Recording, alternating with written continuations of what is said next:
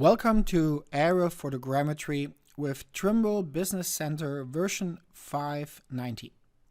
In this video, we would like to show you how TBC can assist you to support any mapping drone you have in your portfolio.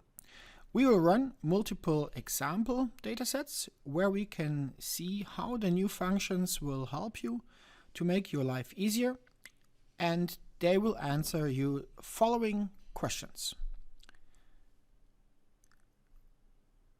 So which specification should my drone data have to be better supported in TBC? In general, any frame-based drone camera which includes geotags in the EXIF header can be used in Trimble Business Center 5.90 to be processed. So when you fly your drone, you can store this geoposition for each single image. This information is typically stored in the JPEG image in the EXIF header.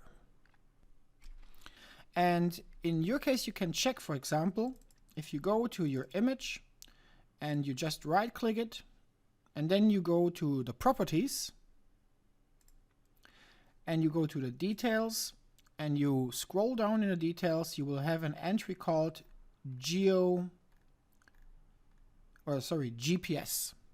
So this is the EXIF header that is in your JPEG image, and this is what you need as a minimum to be able to run your drone in TBC.